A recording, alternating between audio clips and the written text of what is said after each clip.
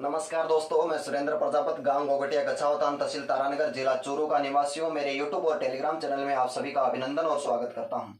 दोस्तों, अपन पढ़ रहे हैं राजस्थान की सभी भर्तियों में उपयोगी टिप्स। जो राजस्थान का प्राचीन राजस्थान का इतिहास जो अपन लेकर चले हैं, अपन ने पढ़ लिया है। राजस्थान के स्रोत जो शुरू कर रखे हैं, इनमें से अपन ने पुरातात्विक स्थल जो 11 टॉपिकों में क्लियर कर लिया है। उसके बाद में अपन ने पढ़ रहे हैं राजस्थान के सिक्के, जिसके 3 पार्ट अपन पढ़ चुके हैं। चौथा पार्ट आज पढ़ेंगे। चौथे पार्ट में अपन लेकर चलेंगे आज नगर टोंक के सिक्के, नगर टोंक से प्राप्त सिक्कों के बारे में दोस्तों अपन जानकारी करेंगे। दोस्तों, जो नगर टोंक से जो सिक्के मिले, नगर टोंक को आपको पता है कारकोट नगर कहा जाता था। नगर टोंक को कारकोट नगर कहा जाता था और इसी को यहां से अपने को कार्लाइल जो थे वैज्ञानिक मानो या फिर इतिहासकार मानो या फिर जो खोजकर्ता मानो, उनको यहाँ से लगभग 6000 मालव सिक्के मिले थे।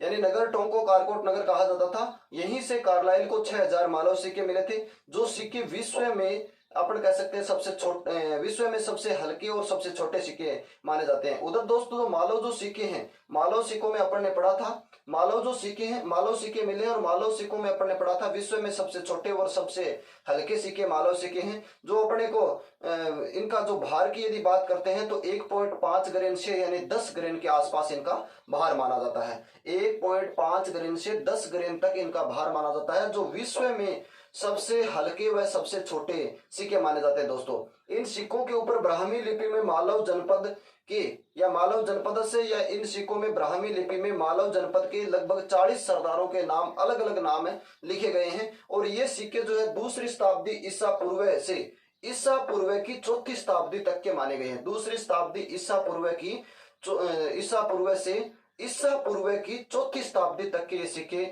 माने गए हैं, ऐसा उल्लेख मिलता है। तो आइए मेरे साथ में पहले अध्ययन करते हैं और फिर इसको सारणी के प्रारूप में लिखते हैं। यानी दोस्तों नगर टोंक की बात कर रहे हैं। नगर टोंक को एक नाम से बांधते हैं, कारकोट नगर कहा जाता था। क्या कहा जाता था? कारकोट नगर, नगर टोंक को ही कहा जाता था। और दोस्तों यदि अपन बात करते हैं, यहां से 6000 मालव सिक्के मिले थे। कौन से सिक्के मिले थे दोस्तों? 6000 मालव सिक्के मिले थे दोस्तों। और इन सिक्कों की विशेषता दोस्तों क्या थी? कहते हैं कि विश्व में जितने भी सिक्के मिले हैं उन सिक्कों में सबसे हल्के सिक्के थे और सबसे हल्के भी थे, और अपन ये कह सकते हैं सबसे हल्के थे और सबसे छोटे भी थे। सबसे हल्के थे और सबसे छोटे भी थे। सबसे छोटे भी थे। कहां से मिले थे? नगर टोंक से मिले थे दोस्तों, ऐसा उल्लेख मिलता है। इन सिक्कों की यदि बात की जाए कि इन सिक्कों पर क्या लिखा हुआ था, तो कह सकते हैं इन सिक्कों पर एक शब्द लिखा था। यानी कहते हैं कह तो लिखा हुआ था मालव जनपद से या मालव जनपद के जो अब लगभग 40 सरदार, मालव जनपद के लगभग 40 सरदारों के नाम, अलग अलग सिक्कों पर अलग अलग नाम लिखा हुआ था। मालव जनपद के लगभग 40 सरदारों के नाम लिखे हुए थे। ये जो सिक्के हैं दोस्तों, अपन कह सकते हैं 2री शताब्दी ईसा पूर्व से ईसा की 4थी शताब्दी के काल के माने गए हैं। यानी दोस्तों याद रहे, 2री शताब्दी, 2री ईसा पूर्व से अपन कह सकते हैं ईसा की 4थी शताब्दी, ईसा की 4थी शताब्दी के माने गए हैं, ऐसा उल्लेख मिलता है। दोस्तों आपको ध्यान रहे, सिक्कों के बारे में अपन जानकारी ले रहे हैं। अब इसको लिखेंगे कैसे वो रूप भी आपको बताता हूं। तो आप ध्यान रखें कि पहला जो लिखेंगे कैसे नगर टोंक के बारे में, तो आप नोट करते रहिए मेरे साथ में। इसे नगर टोंक को नोट करिए। नगर टोंक को कारकोट नगर कहा जाता था। ठीक है। दूसरी बात अपन क्या लिखेंगे? यहां से कार्लाइल को 6000 मालव सिक्के मिले। यहां से कार्लाइल को 6000 मालव सिक्के मिले। नेक्स्ट लिखेंगे दोस्तों, ये सिक्के विश्व में मिले सिक्कों से भार में सबसे हल्के व सबसे हल्के व सबसे छोटे थे। इनका भार 1.5 ग्रेन से 10 ग्रेन तक था। ये लो दोस्तों, ये बात बस इतनी सी याद रखनी है। ये सिक्के यदि वैसे पूछ ले जाएं, इन सिक्कों पर एक बात और लिख सकते हैं, इन सिक्कों पर मालव जनपद के लगभग 40 सरदारों के अलग अलग नाम अंकित हैं। अलग अलग नाम अंकित हैं। दोस्तों याद रहे आपको, नगर टोंक से जो सिक्के मिले हैं, इन्हें नगर टोंक को कारकोट नगर कहा जाता था। यहां से कार्लाइल को लगभग 6000 सिक्के मिले थे, मालव सिक्के मिले थे। ये सिक्के विश्व में मिले सिक्कों से भार में सबसे हल्के, सबसे छोटे थे। इनका भार 1.5 ग्रेन से 10 ग्रेन था। इन सिक्कों पर मालव जनपद के लगभग 40 सरदारों के नाम अंकित हैं। सरदारों के नाम अंकित हैं, सेनापतियों के नाम अंकित है, अपन ये कह सकते हैं। या मालव जनपद से जो शब्द है लिखे हुए सिक्के भी यहां से मिले हैं। दोस्तों ये जो सिक्के मिले हैं, ये 2री शताब्दी ईसा पूर्व से ईसा की 4थी शताब्दी समय काल के माने गए हैं। यह बात भी अपन लिखना चाहे तो लिख सकते हैं, ये सिक्के ईसा पूर्व की 2री शताब्दी ईसा पूर्व, ये सिक्के 2री शताब्दी ईसा पूर्व से 4थी शताब्दी ईसा की 2री शताब्दी ईसा पूर्व से ईसा की 4थी शताब्दी के माने गए हैं। 4थी शताब्दी के माने गए हैं। तो ये बात है दोस्तों नगर टोंक के सिक्कों के बारे में। इसको आप स्क्रीनशॉट लीजिए और आगे बढ़ते हैं।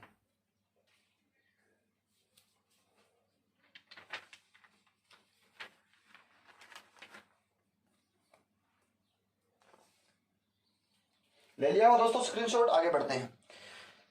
नगर टोंक को कारकोट नगर, कार्लाइल को 6000 सिक्के, और ये सिक्के विश्व में मिले सिक्कों के भार में सबसे हल्के और आकार में सबसे छोटे भी कह सकते हैं, और इनका भार 1.5 ग्रेन से 10 ग्रेन तक था। इन सिक्कों पर मालव जनपद के लगभग 40 सरदारों के नाम अलग अलग लिखे हुए थे, और ये सिक्के 2री शताब्दी ईसा पूर्व से ईसा की 4थी शताब्दी तक के माने गए हैं। दोस्तों ये बात अपने को नगर से मिलती है। नगर कहाँ पड़ता है? टोंक से मिलती है। तो दोस्तों आगे जो अपन बात करते हैं वो करते हैं रंग महल से प्राप्त सिक्के।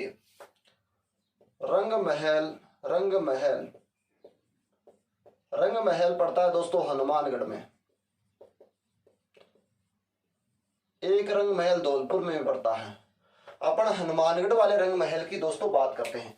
कहते हैं रंग महल से प्राप्त यदि सिक्कों की दोस्तों बात की जाए तो रंग महल से लगभग 105 आहत व कुषाण कालीन मुद्रा मिली थी। रंग महल से लगभग 105 आहत व कुषाण कालीन मुद्रा मिली थी। कुषाण कालीन मुद्रा को मुरडा कहा जाता था। बीवर के अनुसार कुषाण कालीन मुद्रा को मुरडा कहा जाता था। यहाँ से कनिष्क प्रथम, कनिष्क तृतीय, हविष की मुद्रा भी यहाँ से मिलती है। दोस्तों जो कनिष्क प्रथम की यहाँ पर 2 प्रकार की मुद्रा मिलती है। कनिष्क प्रथम की जो पहली मुद्रा मिली थी उसमें अपन ये कह सकते हैं कि उनके सिक्कों के ऊपर भाले पर झुकता हुआ लंबा कोट व वेदी सहित अंकित मुद्रा। भाले पर झुकता हुआ लंबा कोट व वेदी सहित अंकित प्रतिमा मिलती है। और दूसरी ओर पृष्ठ भाग के ऊपर यदि बात करते हैं तो भागता हुआ वायु देवता का चित्र, यानी यूनानी भाषा में लिखा हुआ है ओडो वायु का चित्रण अंकित मिलता है। ऐसा उल्लेख मिलता है रंग महल से। और दूसरी मुद्रा की, अन्य मुद्रा की एक बात करते हैं तो अन्य मुद्रा पर देवी की मूर्ति अंकित है जिसे नानैया कहा जाता है। ऐसा उल्लेख मिलता है। यानी रंग महल से आपको क्या क्या याद करना है, पहले रंग महल से आप समझेंगे। यानी रंग महल से दोस्तों आपने पढ़ा था कि रंग महल से अपने को जो मुद्रा मिली थी वो टोटल मिली थी 105। कितनी मिली थी? 105 किस किस की मिली थी दोस्तों? 105 थी अपने पास में आहत मुद्रा थी, और प्लस में कौन सी, यानी आहत मुद्रा और प्लस में कुषाणकालीन मुद्रा। कौन सी मुद्रा? कुषाणकालीन मुद्रा। तो दोस्तों अपन जो बात कर रहे हैं, यहां से कनिष्क प्रथम की मुद्रा मिली थी, कनिष्क प्रथम, कनिष्क तृतीय, हविष्क, इनकी भी मुद्रा यहां पर मिली थी। जो दोस्तों ये कनिष्क प्रथम है, इसकी मुद्रा देखते हैं। कनिष्क प्रथम की इस प्रकार से दोस्तों मुद्रा थी। मुद्रा के एक हेड और एक टेल, दो भाग होते हैं सिक्कों के। तो कहा जाता है कि एक साइड के अंदर यदि बात करें, इसके अग्र भाग की बात करें, अग्र भाग ऊपर के भाग की यदि बात करें, और पृष्ठ भाग यानी नीचे के भाग की बात करें, पृष्ठ भाग, तो दोस्तों यदि बात करते हैं पृष्ठ भाग की, तो उस पर भागता हुआ यूनानी भाषा में लिखा हुआ एक शब्द, यूनानी भाषा में ओडो वायु लिखा है, ओडो वायु। इसका मतलब होता है दोस्तों भागता हुआ वायुदेव का चित्र, भागता हुआ वायुदेव का चित्र। और यदि इसके अग्र भाग की बात करें तो अपन कह सकते हैं भाले पर झुकता हुआ लंबा कोट व वेदी सहित प्रतिमा या फिर अंकित चित्र। भाले पर झुकता हुआ लंबा कोट व वेदी सहित प्रतिमा अंकित है। तो अपन लिख सकते हैं भाले पर झुकता हुआ लंबा कोट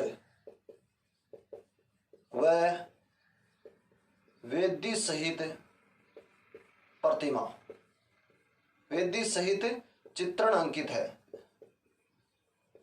एक दूसरा ध्यान रहे दोस्तों, यानी एक मुद्रा इसकी कनिष्क की अन्य जो मुद्रा मिलती है, उस मुद्रा पर सिस्टम क्या है? देवी की मूर्ति है, देवी की मूर्ति है। और इस मुद्रा को क्या कहा गया दोस्तों? नानाइया कहा गया। क्या कहा गया? नानाइया कहा गया। तो ये कनिष्क की मुद्रा है, इसमें थोड़ा सा ध्यान रखें। यानी दोस्तों अपन पढ़ रहे हैं हनुमानगढ़ से, यानी रंग महल से प्राप्त आहत मुद्रा की अपन जानकारी ले रहे हैं। तो आप कहेंगे रंग महल हनुमानगढ़ में पड़ता है, रंग महल से 105 आहत वह कुषाणकालीन मुद्रा मिली थी। यहीं से कनिष्क प्रथम, कनिष्क तृतीय और हविष्क की मुद्रा भी अपने को मिलती है।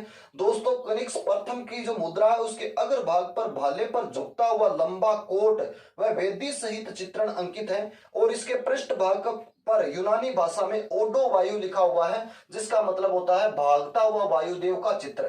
कनिष्क की अन्य मूर्ति पर देवी की मूर्ति अंकित है, जिसे नानैया कहा जाता है। और दोस्तों यहां से अपन मुद्रा जो मिल रही है, यानी कुषाणकालीन जो मुद्रा मिलती है कनिष्क की, उनमें अपन कहते हैं उनको मुरुंडा कहा गया है। कुषाणकालीन मुद्रा को क्या कहा गया है? मुरुंडा कहा गया। तो आइए अब लिखते हैं, इसमें नोट करते हैं किस प्रकार से होता है दोस्तों। अब दोस्तों अपन देखते हैं, आपने समझा है, और अब देखते हैं, यानी लिखेंगे यहां से हनुमानगढ़ में, यहां से लिखना शुरू करेंगे कि यहां से, मेरे साथ में लिखते रहना, यहां से 105 आहत व कुषाण कालीन मुद्रा मिली। यहां से 105 आहत व कुषाणकालीन मुद्रा मिली। दोस्तों एक बात तो आपने लिख ली। दूसरी बात, कुषाणकालीन मुद्रा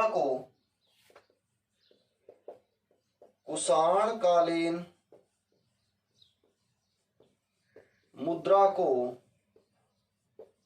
मुरुंडा कहा गया है। दोस्तों एक इतिहासकार है बीवर के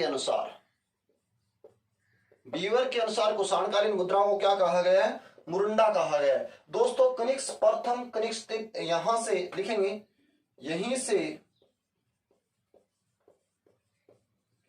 कनिष्क प्रथम व तृतीय, कनिष्क तृतीय एवं हविष्क की मुद्रा भी मिली। ठीक है, रंग महल से कनिष्क प्रथम, कनिष्क तृतीय और हविष्क की भी क्या मिली थी? मुद्रा मिली थी। अब दोस्तों नेक्स्ट बात लिखेंगे, कनिष्क प्रथम की मुद्रा के अग्र भाग पर, कनिष्क प्रथम की मुद्रा के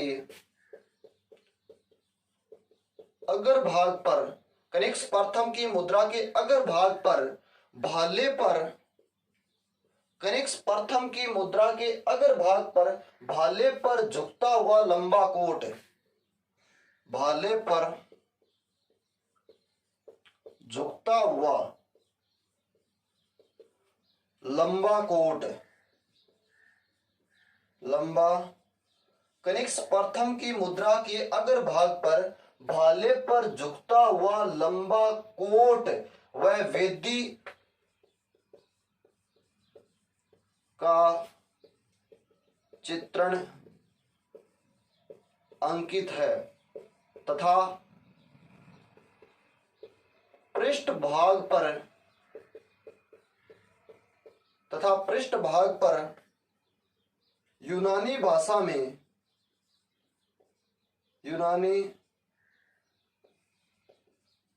में ओडो वायु, इसका मतलब होता है भागता हुआ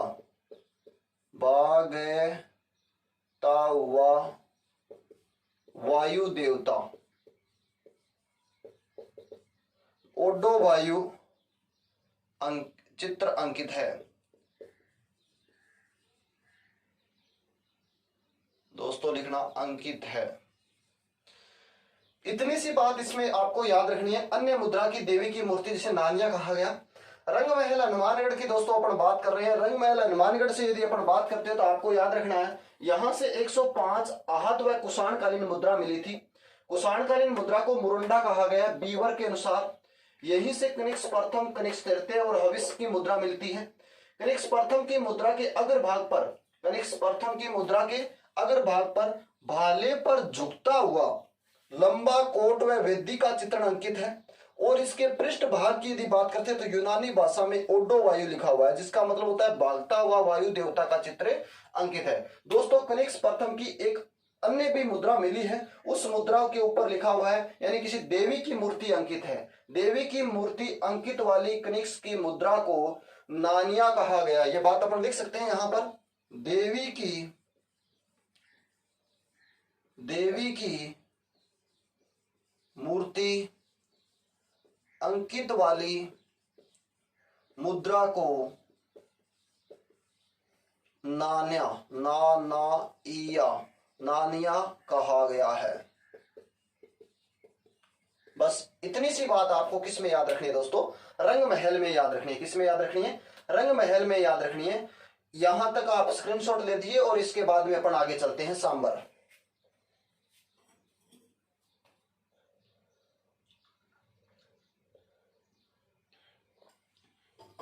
ले लिया वो दोस्तों स्क्रीनशॉट। सांबर चलते हैं। अब दोस्तों सांबर की मुद्राओं के बारे में बात करते हैं। सांबर पड़ता है दोस्तों, आप सभी को पता है, जयपुर में। किसकी मुद्रा की बात करते हैं? सांबर पड़ता है जयपुर में।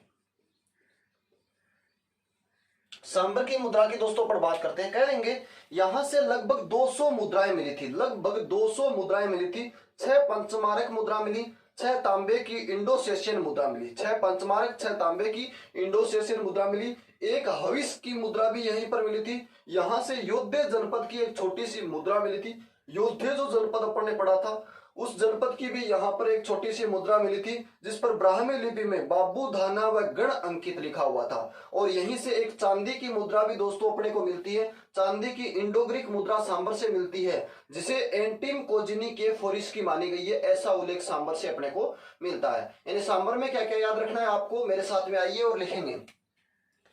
यहां से लगभग 200 मुद्रा मिली। यहां से लगभग कितनी मुद्रा मिली? 200 मुद्रा मिली। इसमें कहेंगे 6 मुद्रा, ऐसे लिख लेना, 6 मुद्रा आहत या 6 मुद्रा चांदी की, 6 मुद्रा चांदी की मिली और 6 मुद्रा तांबे की मिली। की लिखना यहां पर, 6 मुद्रा तांबे की मिली, 6 मुद्रा चांदी की मिली और तांबे की इंडोसेशियन लिख सकते हैं, तांबे की इंडोसेशियन इंडोसेशियन सेशियन, 6 मुद्रा तांबे की इंडोसेशियन मिली और एक मुद्रा यहां पर हविस की मिली थी। कौन सी मुद्रा मिली थी? एक मुद्रा हविस की मिली थी। यहां पर हविस की, एक हविस की मुद्रा मिली। और दोस्तों एक बात और कर सकते हैं अपन, यहां से एक जो योद्धे जनपद की छोटी मुद्रा मिली, यहां से एक योद्धे जनपद की छोटी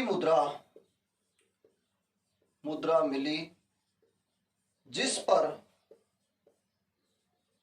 पर बाबू धाना व गण अंकित था, या गण चित्रण अंकित था, या गण शब्द अंकित था। दोस्तों एक बात और आपको ध्यान रहे, यहां से एक चांदी की मुद्रा भी मिली थी। यहां पे नोट कर लेंगे, यहां से एक चांदी की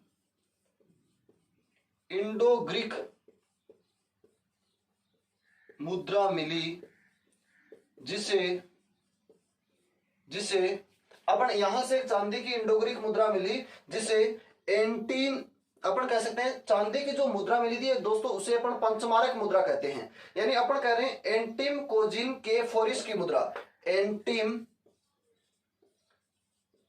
कोजिन के फोरस की मुद्रा मानी गई। एंटिम कोजिन के फोरिस की मुद्रा मानी गई, जो इंडो ग्रीक मुद्रा मिली थी। इसको मैंने पहले भी आपको बता दिया है। दोस्तों अपन पढ़ रहे हैं सांबर जयपुर, सिक्कों की बात कर रहे हैं। यहां से लगभग 208 मुद्रा मिली थी और 6 मुद्रा चांदी यानी पंचमारक की मिली थी, 6 मुद्रा तांबे की इंडोसेशियन मिली थी, एक हविस की मुद्रा मिली थी। यहां से योद्धे जनपद की एक छोटी मुद्रा मिली थी जिस पर बाबू दाना व गण शब्द अंकित है, और यहां से एक चांदी की इंडो ग्रीक मुद्रा मिली थी जिसे एंटिम कोजिन के फोरिस की मानी गई है। दोस्तों इसका स्क्रीनशॉट लीजिए और इसके बाद में अपन आगे चलते हैं गुप्तकालीन मुद्राओं की तरफ।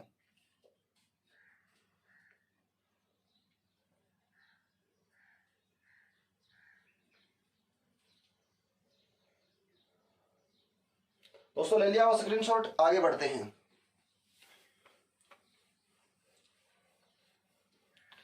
आगे चलते हैं दोस्तों गुप्तकालीन नगर की ओर, यानी गुप्तकालीन सिक्के। अपना टॉपिक रहेगा गुप्तकालीन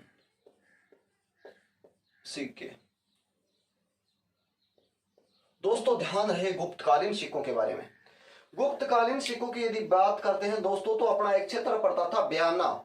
बयाना भरतपुर के नगलाछेल गांव से, बयाना भरतपुर के नगलाछेल गांव से डॉक्टर गोपीनाथ शर्मा के अनुसार लगभग 1800 गुप्तकालीन स्वर्ण मुद्रा मिली थी, लेकिन कुछ इतिहासकारों के अनुसार ज्यादातर 2000 बताया जाता है, लेकिन डॉक्टर गोपीनाथ शर्मा के अनुसार 1800 गुप्तकालीन स्वर्ण मुद्रा मिलने का उल्लेख मिलता है। यानी सर्वाधिक स्वर्ण मुद्रा यहीं से मिली थी, जिनमें सर्वाधिक स्वर्ण मुद्रा चंद्रगुप्त सेकंड, जिसे अपन उपाधि, उसने उपाधि धारण की थी विक्रमादित्य की, जिनमें सर्वाधिक मुद्रा किसकी मानी गई है? चंद्रगुप्त सेकंड की मानी गई है। ऐसा दोस्तों अपने को उल्लेख मिलता है। अपन पढ़ रहे हैं गुप्तकालीन मुद्राएं, और यहां से सभी मुद्रा जो मिली हैं ये मुद्रा दोस्तों शिल्प कला पर आधारित है। कौन सी कला पर आधारित है? शिल्प कला पर आधारित सभी मुद्रा मिली है। अपन कह सकते हैं चंद्रगुप्त प्रथम की जो मुद्रा मिली है यहाँ पर 10 मुद्राएं के आसपास मिली है। चंद्रगुप्त प्रथम की 10, समुद्रगुप्त की 173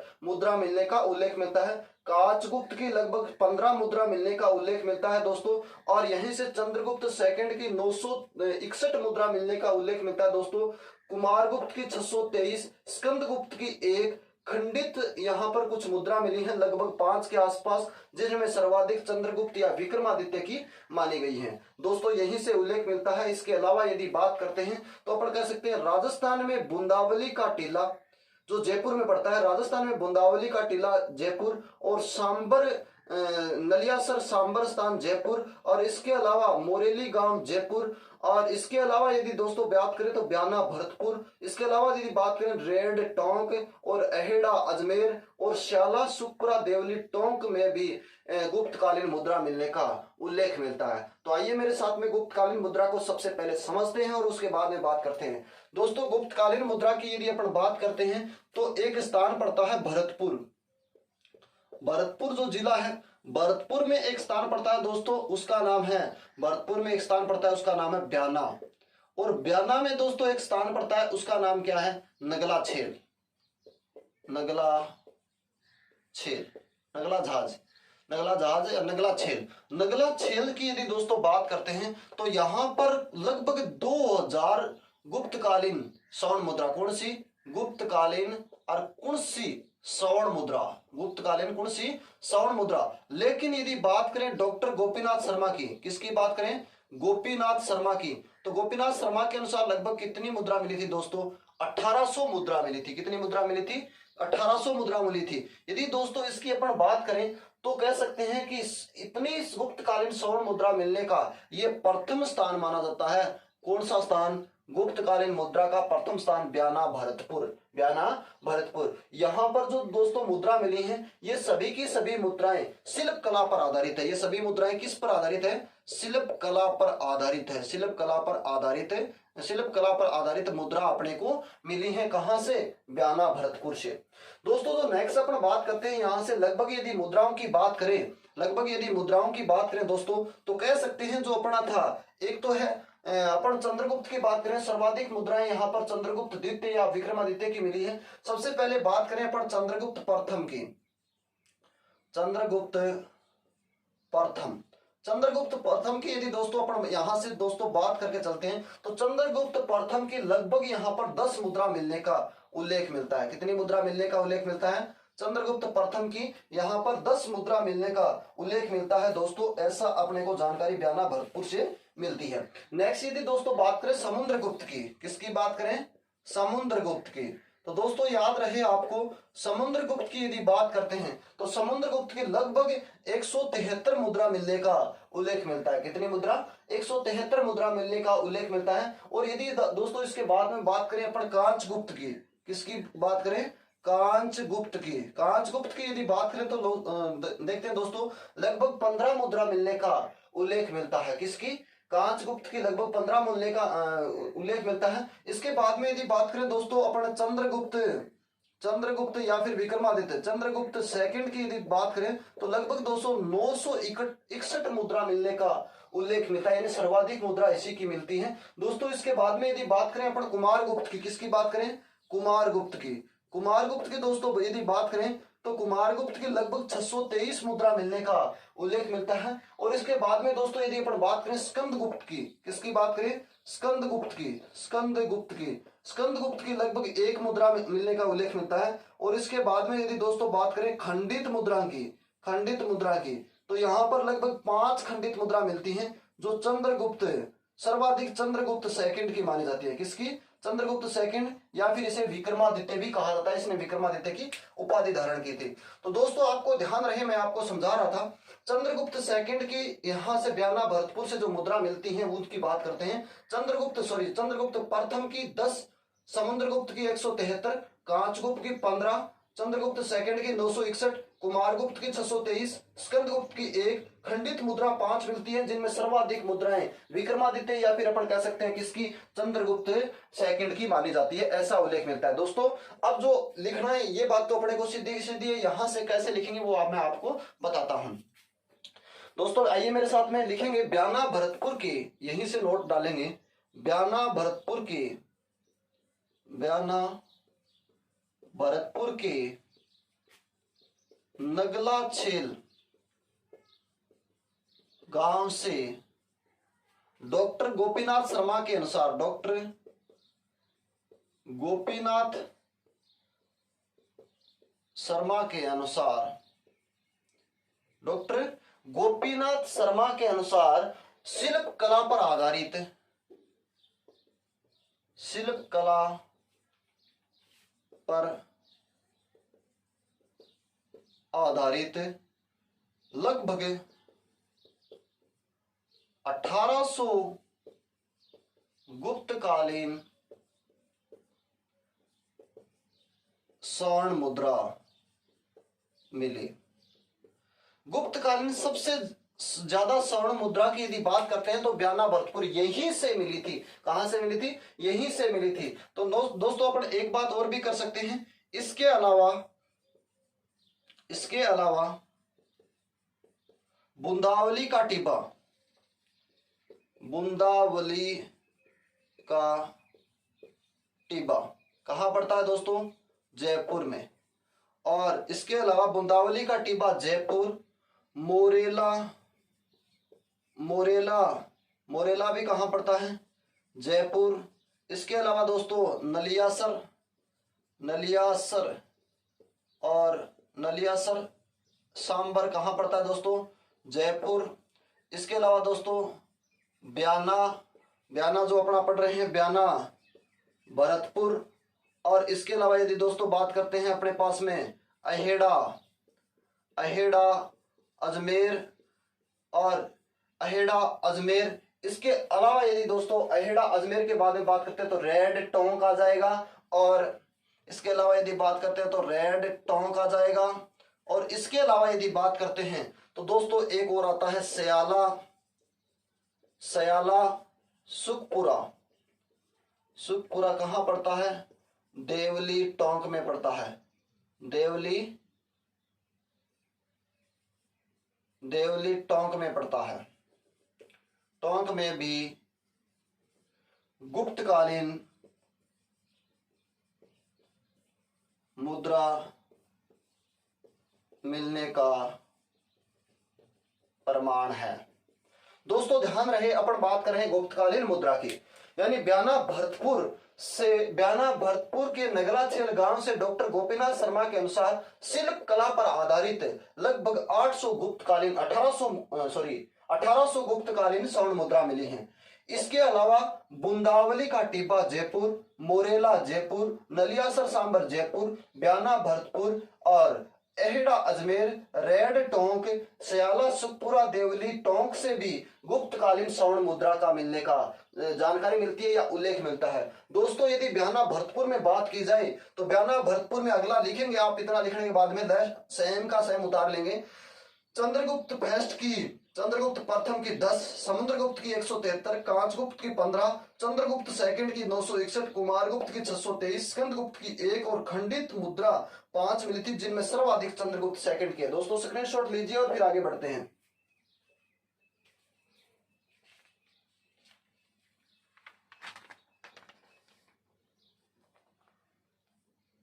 ले लिया हुआ दोस्तों स्क्रीनशॉट, आगे बढ़ते हैं। आगे दोस्तों अपन बात करते हैं सयाला सुखपुरा टोंक की बात करते हैं। सयाला सुखपुरा देवली टोंक की बात करते हैं। गुप्तकालीन सिक्के पढ़ रहे हैं और गुप्तकालीन सिक्कों की सयाला सुखपुरा में अपन बात करते हैं। ध्यान रहे दोस्तों, अगली जो बात कर रहे हैं गुप्तकालीन सिक्कों की बात कर रहे हैं, यानी क्षेत्र पड़ता है उसका नाम है सयाला। इसे ही कहा जाता है सुखपुरा, पहले कहा जाता था। और ये कहां पड़ता है दोस्तों? देवली टोंक में पड़ता है। कहां पड़ता है? देवली तहसील टोंक जिले में पड़ता है सयाला सुखपुरा टोंक। यहां से किसकी बात करेंगे? गुप्तकालीन सिक्कों की बात करेंगे। किसकी बात करेंगे? गुप्तकालीन सिक्कों की बात करेंगे। दोस्तों यहां से यदि अपन बात करते हैं तो उल्लेख मिलता है यहां से समुद्रगुप्त, किसकी? समुद्रगुप्त की ध्वज शैली में 15 स्वर्ण मुद्रा मिलती है। यहां से यदि दोस्तों बात करते हैं तो समुद्रगुप्त की ध्वज शैली में, यानी हाथ में ध्वजा लिए हुए ध्वज शैली में लगभग 13 मुद्रा मिलने का उल्लेख मिलता है। 13 मुद्रा है, 15 नहीं है, सॉरी, याद रहे।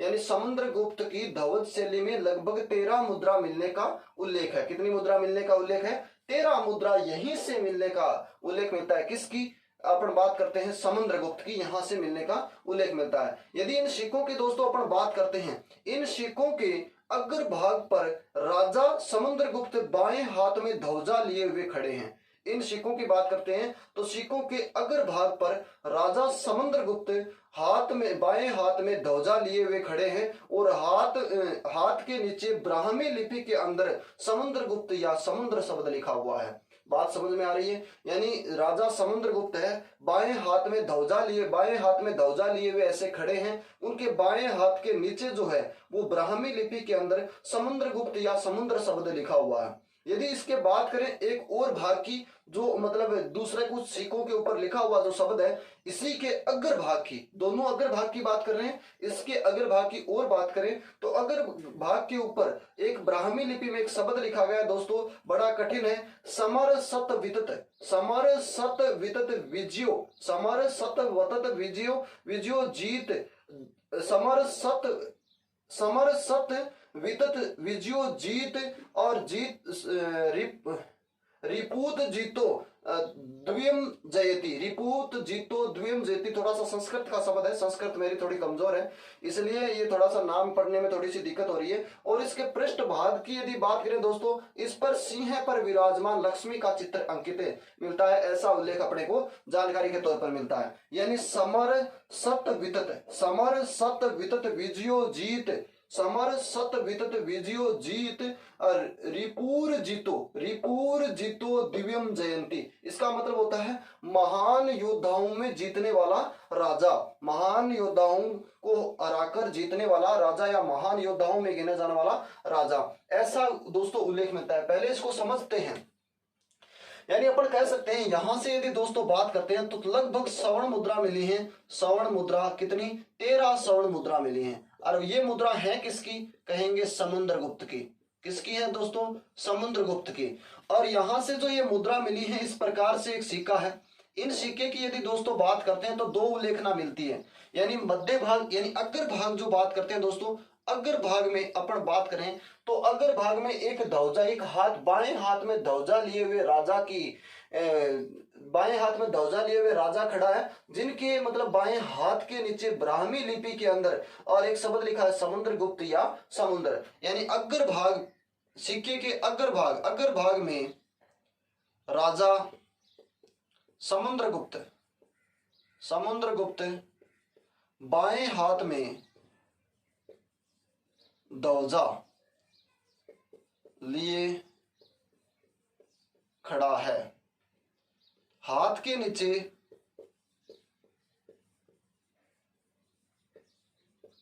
ब्राह्मी लिपि में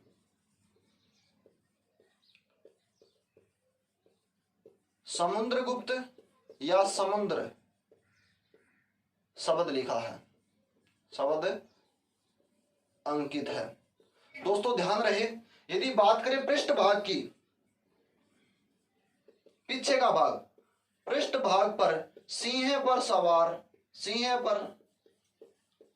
सवार लक्ष्मी का चित्रण अंकित है। सिंह पर सवार लक्ष्मी का चित्रण क्या है? अंकित है, या सिंह पर विराजमान लक्ष्मी का चित्र अंकित है।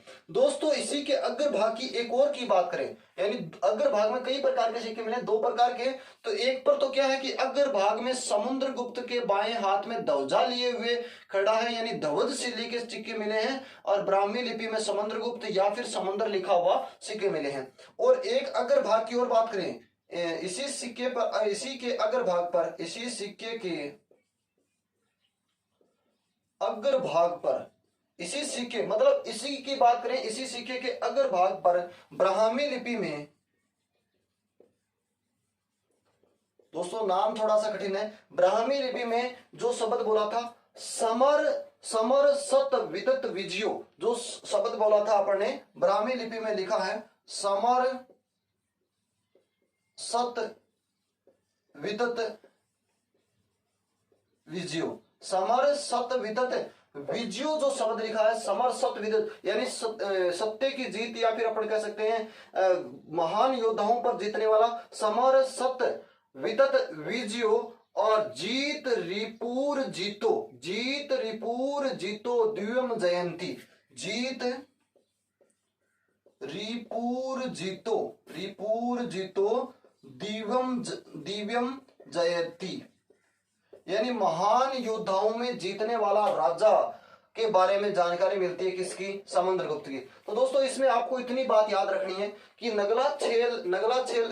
स्याला सुखपुरा देवली टोंक की बात कर रहे हैं। स्याला सुखपुरा देवली टोंक से लगभग 13 स्वर्ण मुद्राएं कौन सी शैली में मिली थी, धवज शैली में मिली थी। किसकी, समुद्रगुप्त की। इसके अग्र भाग पर बाएं हाथ में ध्वजा लिए हुए समुद्रगुप्त जी खड़े हैं और इसके हाथ के नीचे लिखा हुआ है समुद्रगुप्त या समुद्र शब्द लिखा हुआ है। इसके पृष्ठ भाग यानी पीछे के भाग पर सिंह पर सवार लक्ष्मी की प्रतिमा है और इसी के सिक्के के अगर भाग की यदि दूसरा श्लोक की यदि बात करते हैं तो ब्राह्मी लिपि में समर सत वितत विजयो जीत रिपुर जीतो दिव्यम जयंती, समर सत वितत विजयो जीत रिपुर जीतो दिव्यम जयंती एक शब्द लिखा हुआ है। ये दोस्तों कहां से मिलते हैं, स्याला। इसका स्क्रीनशॉट लीजिए और फिर इसमें थोड़ा सा और बताता हूं इसी स्थान में। ले लिया वो दोस्तों, याद रहे आपको, समर सत वितत विजयो जीत रिपुर जीतो दिव्यम जयती। ये शब्द है, थोड़ा सा कठिन है, एक दो बार बोलोगे तब याद होगा। लिखना कैसे है वो बात देखेंगे। वैसे तो लगभग लिख ही लिया आपने, एक बार मैं लिखना बता देता हूं आपको कैसे लिखेंगे। तो दोस्तों लिखेंगे ऐसे, हेडिंग डालेंगे, यहां से समुद्रगुप्त की कौन सी शैली है दोस्तों, अपन कह सकते हैं धवज शैली। समुद्रगुप्त की धवज शैली में 13 स्वर्ण मुद्राएं मिली। नोट कीजिए, यहां से समुद्रगुप्त की धवज शैली में 13 स्वर्ण मुद्राएं मिली।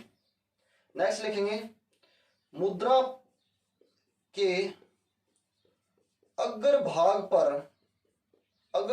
पर राजा बाएं हाथ में ध्वजा लिए खड़े हैं। इस हाथ के नीचे यदि बात करते हैं, इस हाथ के नीचे समुद्रगुप्त या समुद्र शब्द का अंकन है। दोस्तों नेक्स्ट इसी में बात करें, इसी मुद्रा की थोड़ी सी जगह छोड़ता हूं, अग्र भाग पर समर सतवितत,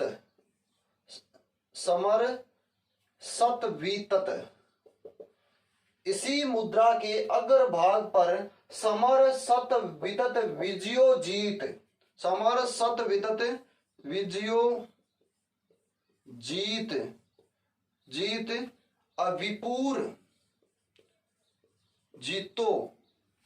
विपुर जीतो दिव्यम जयती।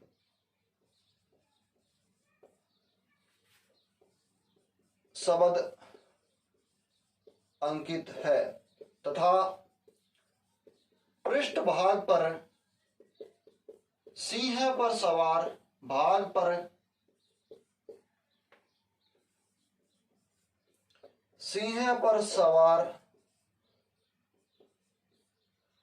देवी लक्ष्मी का चित्रण अंकित है। दोस्तों आपको याद रहे, ये बात जो अपन ने लिखी है, ये कहां की बात लिखी है, स्याला सुखपुरा देवली टोंक से मिली हुई मुद्रा के बारे में जाना है। मुद्रा किसकी मिली है दोस्तों, समुद्रगुप्त की मिली है। यहां से समुद्रगुप्त की मुद्रा किस शैली में मिली है, याद रहे धवज शैली में। कितनी मिली है, 13 मिली है।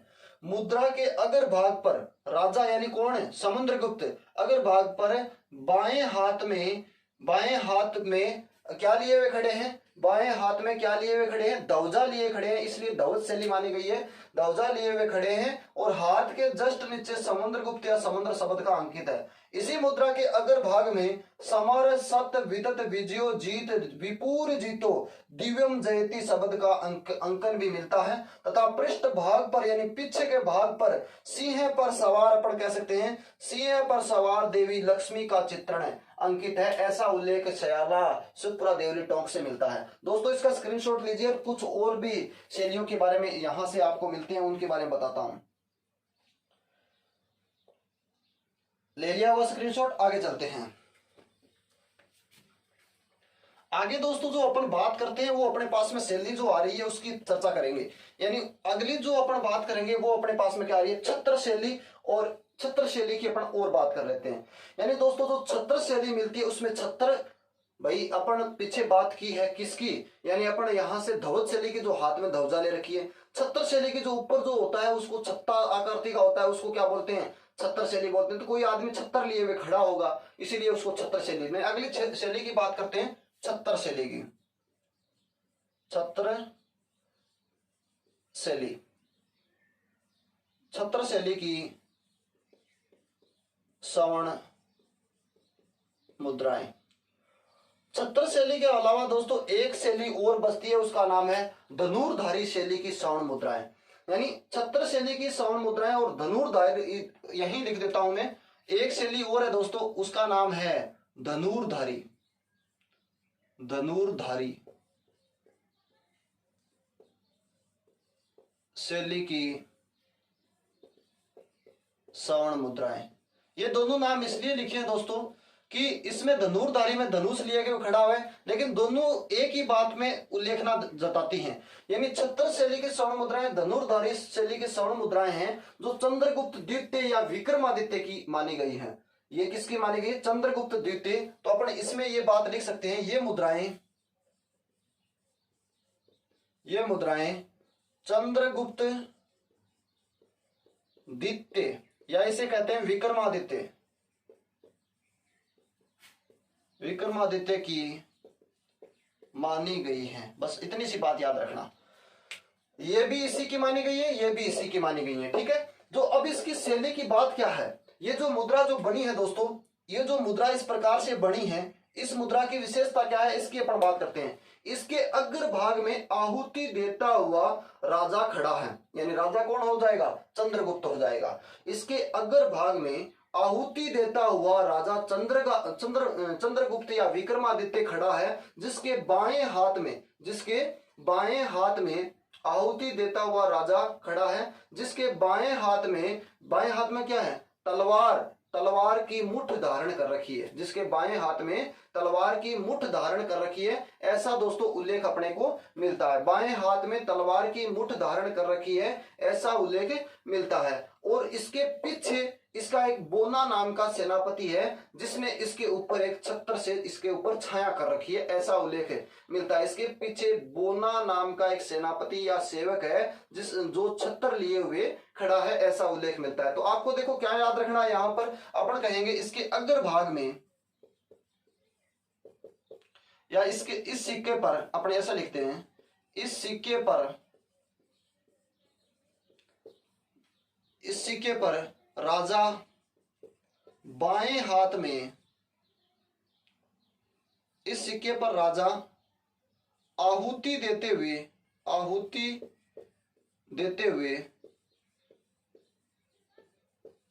बाएं हाथ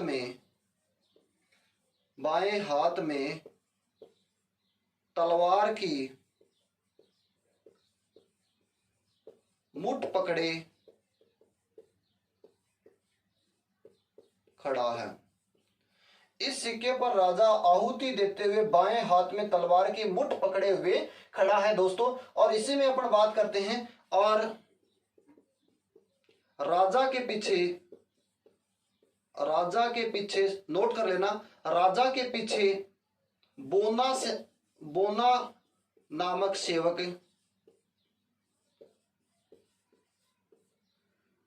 सिर पर छत्र की छाया, यानी सिर पर छत्र लिए हुए खड़ा है।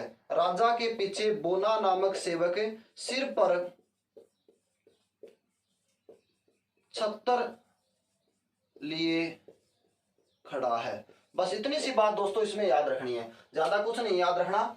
यानी छत्र शैली की स्वर्ण मुद्राएं किसकी है? चंद्रगुप्त। छत्र ले रखा है, छत्र शैली। चंद्रगुप्त द्वितीय यानी विक्रमादित्य की धनुर्धारी शैली की स्वर्ण मुद्राएं, यानी राजा ने धनुष ले रखा है, किसकी हो जाएगी? इसकी चंद्रगुप्त सेकंड की। इनके सिक्कों पर राजा आहुति देते हुए बाएं हाथ में तलवार की मुठ पकड़े हुए खड़ा है और उसके पीछे उसका एक बोना नाम का सेनापति है, जो सेवक जो कह सकते हैं, सेनापति जो कह सकते हैं, वो सिर पर छत्र लिए हुए खड़ा है, यानी छाया कर रखी है। राजा ने आपने टीवी फिल्म में देखी होगी, राजा के ऊपर छत्र की छाया करे रखे करता, जैसे मंदिर वगैरह में छत्र चढ़ाते हैं, उसी प्रकार से जो छत्र की छाया राजा पर कर रखी है। दोस्तों इसी से अपन एक बात और भी करेंगे, यानी उससे पहले इसका स्क्रीनशॉट ले लीजिए। छोटी सी बात और बताता हूं आपको।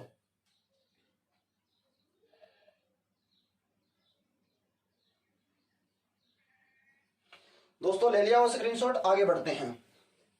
धनुर्धारी शैली की स्वर्ण मुद्राएं की शासकीय कहेंगे? चंद्रगुप्त द्वितीय की या विक्रमादित्य की। दोस्तों अब एक बात करते हैं, एक स्थान पड़ता है उसका नाम है भेड़।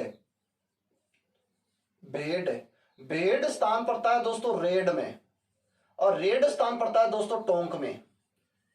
यहां की यदि दोस्तों बात करें 1962 की, तो 62 में मिली थी यहां पर लगभग 6 गुप्तकालीन मुद्रा। भेड़ नामक स्थान कहां पड़ता है? रेड में। रेड कहां पड़ती है? टोंक में। 1962 में 6 गुप्तकालीन की मिली थी, स्वर्ण मुद्रा मिली थी, गुप्तकालीन स्वर्ण मुद्रा, सोने की मुद्रा अपने को मिलती है दोस्तों। ठीक है, यहीं से अपन बात करते हैं समुद्रगुप्त शैली की। समुद्रगुप्त शैली की 1, चंद्रगुप्त या विक्रमादित्य शैली की 4, धनुर्धारी शैली की 1 और छत्रधारी शैली की 1 मुद्रा मिलने का, सॉरी, धनुर्धारी शैली की 3 और छत्रधारी शैली की 1 मुद्रा मिलने का उल्लेख मिलता है। तो इसको लिखेंगे कैसे, वो चीज देखना दोस्तों। यहां से अपन लिखना से शुरू करते हैं। भेड़ नामक स्थान रेड टोंक से 1962 में 6 गुप्तकालीन स्वर्ण मुद्राएं मिली। इनके अलावा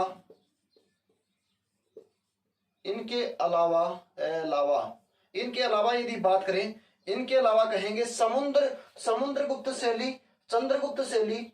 इनके अलावा समुद्रगुप्त शैली दोस्तों बात करेंगे। इसके अलावा बात करेंगे चंद्रगुप्त सेकंड या विक्रमादित्य शैली। इसके अलावा बात करेंगे धनुर्धारी शैली। इनके अलावा बात करेंगे छत्रधारी शैली।